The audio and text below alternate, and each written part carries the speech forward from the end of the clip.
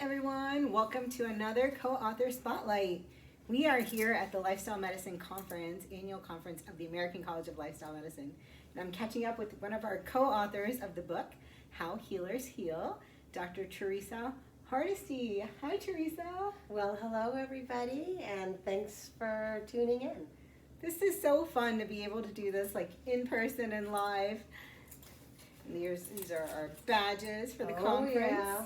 I've got Eat Plants, I'm Connected, Love People, and of course Certified Diplomat. It's an amazing conference if anyone is interested. So I'm going to just get started and ask Teresa a bunch of questions for you guys to get to know her. And please definitely read her chapter in our book, How Healers Heal. Dr. Hardisty, thank you for being part of our book. Well, it's such an honor, and thank you so much for inviting me to write a chapter and for making the time today. So tell me, how did you find lifestyle medicine, or how did it find you?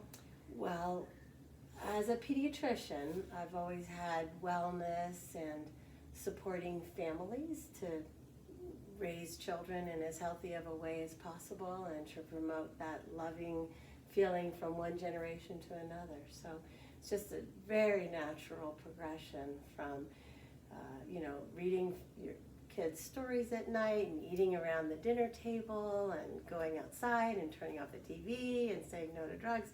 Of course, those are the pillars of lifestyle medicine. So it was an easy fit when I was, drafting on the coattails of one of the other co-authors, Dr. Shuri Chu. She had mentioned she was studying for the lifestyle medicine test, and a big light bulb went off in my head, and I knew that this was the perfect thing for me to then add to my repertoire and to, kind of promote my own wellness and my community and my medical group. So it's just been such a blessing and an opportunity. Well, you're being so modest. So you've lived lifestyle medicine your whole pediatrician life, but you now made it formal and certified. But you're doing so much in your practice. Can you tell us a little bit more about what you're doing with these tools? Well, yes. I think that not knowing as much about the behavior change strategy has been like a barrier to me as a pediatrician. So I've been promoting and recommending these strategies, and I hope inspiring maybe some of the people that were ready to change, but helping people get to the point of being ready to change and explore their why and building self-efficacy in the population has been the new and exciting progression for my medical practice. And in that way, I've been able to promote wellness within the community that I work in my medical group. So we've incorporated a lot of these strategies into medical education programs, and I've been able to promote wellness on our web page now more directly, and to link to communities within our organization that were already there, but many people weren't as aware of them, or just hadn't been as able to connect. And so I think that helping, the three things I always tell parents when they come in even when they're 1 year old, I say, eat your dinner together with your family as many times a week as you possibly can. Go outdoors for at least an hour a day and read to your children at night and tuck them in, and be intentional with those three habits. And then I actually added in limit screen time, because that's a huge big thing. So I think that I was thankful to grow up in a family where those three things were just a normal part of our lives. Both of my parents immigrated from Europe after World War II, and so I kind of dodged a little bit the bullet of the standard American diet. I didn't really know what hamburgers and french fries were, or soda, until I became a teenager, and by then I had other habits. So I think that for me, the family that I was raised in, and then my yearning for prevention and wellness in my pediatric practice just has been able to really blossom in the world of lifestyle medicine, where now the whole community is my family. I love the mission. And then you were mentioning the talk we listened to this morning at the conference. Do you want to talk about that and how it ties into your work? Oh my goodness, it was so impactful. It was a pediatrician speaking about food insecurity, actually, and how, you know, how we can really bring that down to a granular level where we're not just recommending that people eat healthy food that we think is healthy, but helping people not waste food, do it in a time-efficient manner, promote, you know, societal programming that can support food insecurity and connect people with programming on a local or federal level to allow for these tastes to be developed in infancy and to promote brain growth and development and, you know, inclusivity. So it was very meaningful conversation, and I think that that's where it starts. Because if we just nourish people that already have chronic illness and, you know, have more health concerns, we're missing an opportunity, a grand opportunity to help support the next generation. Yes. And that's really where my heart is. It's not adults, it's not just children, it's families and communities, but it starts literally in infancy. And how we take care of ourselves on an everyday basis, how we love our children and how we love ourselves. I love that message in your chapter as well. I mean, it's so powerful, but the morning talk, we'll share more, of course. Let's switch gears to the book, because we're going to get back to the conference soon. Why do you think people should read our book, How Healers Heal?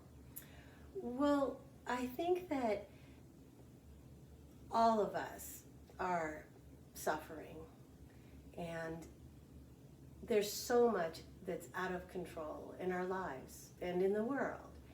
And I think that learning how to take care of ourselves on an everyday basis, on an every moment basis, is a message that anybody can benefit from, whether they are suffering from addiction, or whether they're suffering from poverty, or from cancer scares, or from you know, the death of a loved one. There's so many myriad ways that any one of us can learn. And I think that showing how doctors themselves are learning to heal themselves is an example of the humility that we all need to feel as we come together and learn more about the different ways that we are in charge, the choices that we can make about when to get to bed and how we want to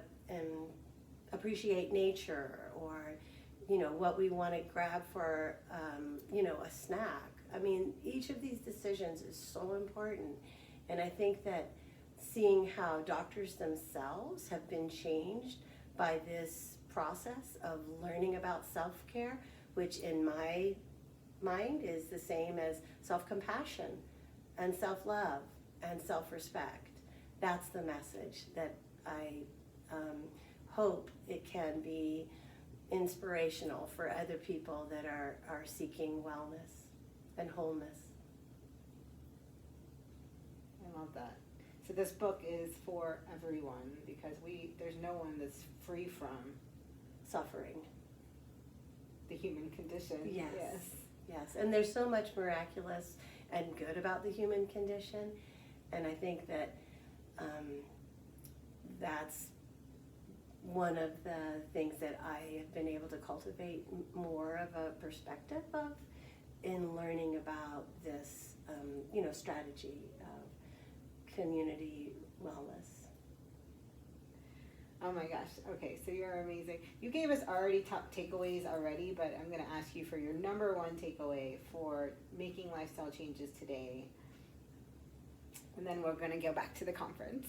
Yes, I think that just self-compassion is where it starts.